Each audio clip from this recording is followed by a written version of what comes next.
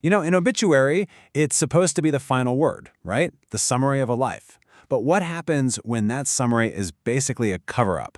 We're about to follow a paper trail that uncovers the hidden criminal life of a man who everyone thought was a local hero. See, this is how the story was supposed to end. In January 1935, the local paper in Iola, Kansas, reports the death of George H. Solifelt. He was 91 years old, a respected Civil War veteran, a member of the church, and he lived this quiet life with his only family, his niece, a Mrs. Tenny Hill. It sounds like a pretty respectable end to a long life, doesn't it? Well, here's the thing. When researchers started digging into the archives, a completely different picture of George Solifelt started to come into focus. The official records, they didn't tell a story of a hero. They told a story of secrets, of aliases, and a life lived on the wrong side of the law. So what we're going to do is trace this whole investigation. We'll follow the clues just as they were found in the archives, from military pension files all the way to old prison logbooks to reveal the real man behind the myth. So where does a story like this start to unravel? You might be surprised. It all starts in the most official place you can imagine, his own application for a military pension. When researchers pulled those records, they found the very first of many secrets he was hoping would stay buried forever. And boom, there it is, right on his official pension card. A simple, typed line, alias Theodore Sullivan. Now, why would a decorated veteran need an alias, right? Honest men don't typically hide their names. This was the first major clue that the story from the obituary was about to get a whole lot more complicated. And we actually get a possible explanation for this, but it's a really sad one. In a sworn statement to pension officials, a childhood friend named George Woomer tried to explain the name change.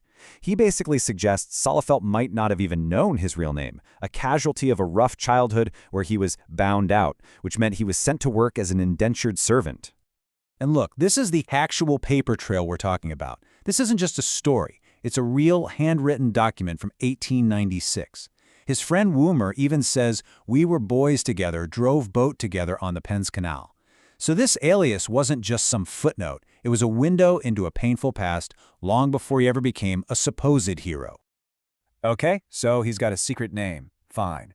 But what about that celebrated military service? Well, it turns out that was a whole lot more complicated than the obituary lets on.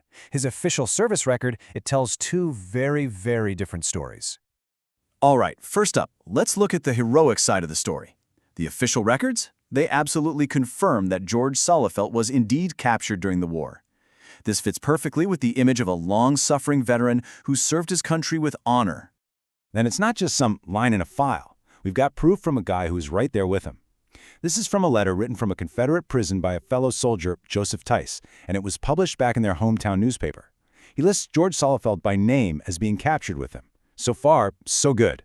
He was a real soldier, a real POW. But that is not where his military story ends. And here's the twist. The very same military archives that confirmed his heroic service also held a much, much darker secret, a full-blown court-martial. And this wasn't for something like desertion. Nope, he was charged with robbery. I mean, just look at this thing. In that classic, formal script of the 19th century military, it lists a sergeant and 4 privates, including George T. Solifelt. And the charge is simple, and it is shocking. Robbery. The respected veteran was in fact a convicted criminal while he was still a soldier. So the court records lay out exactly what went down. The victim, Alfred Nally, said that after he fed the soldiers dinner, 3 of them, including Solifelt, came back drunk. They put him under guard, threatened his wife, and stole a watch, money, and keys. Solifelt himself was seen taking stolen dress patterns. He was found guilty and got 2 years. But then, and this is a wild little detail, the court actually recommended mercy, blaming the whole thing on intoxicating drink rather than any willful intention to commit a crime. Now you'd think, right, that a court-martial and a prison sentence would be a wake-up call, maybe set a man straight. But for George Solifelt, oh no, his troubles with the law were just getting started. His life after the army led him straight to one of the most infamous prisons in America. Check this out. This is a logbook from the notorious Eastern State Penitentiary, and on August 29, 1870, the warden jots down the arrival of some new prisoners. And there he is. Also hashtag 6718 George Solifelt. And his crime this time? Highway robbery. Sentence, 1 year and 6 months. The clean-cut veteran from the obituary was, in reality, a convicted highwayman. What's really wild is that these records give us a physical picture of the guy. The prison intake register notes his height, his hair color, and even his tattoos, including a female figure in blue ink on left arm. All of a sudden, this historical figure feels so much more real, you know? A man with a past literally inked on his skin. And his time in prison ends with this just bizarrely cheerful note. After he was transferred to another prison, the warden's journal on the day of his release notes that prisoner number 4026, George Solifelt, was discharged in good hearts. It's another one of these strange, humanizing details in the life of a man who was just full of contradictions. So, he gets out of prison. You'd think maybe now he'd settle down. Nope. Instead, he becomes this wanderer, constantly on the move and hiding even more secrets, including a whole family he conveniently forgot to mention on any of his pension applications.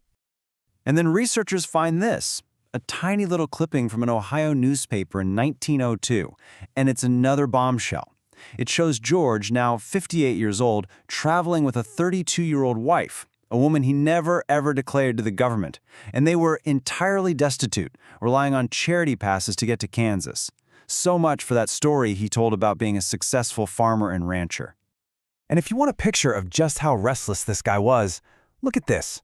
This is a map of Iola, Kansas, the town where he's supposed to have finally settled down, and those pins mark over a dozen different places he lived in just a couple of decades. He was a man who was always running, even when it seemed like he had nowhere left to go. So, you got to be asking, how do we know all of this stuff? How can a life that was so hidden be pieced back together in such incredible detail? Well, the answer is that George Solifelt, for all his secrets, left behind one of the most amazing paper trails you could possibly imagine. Well, just look at the sheer volume of paperwork. I mean, his pension file alone is 359 pages. Then you add his service records, the 19-page court-martial file, all the prison records, and even a file just dedicated to his aliases. All told, researchers pieced his life together from over 400 pages of official documents.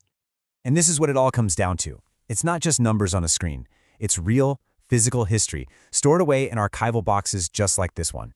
Every single document we've looked at in this explainer, from those handwritten statements to the prison logs, came out of folders that were packed away in the National Archives. A whole life story, just waiting to be read.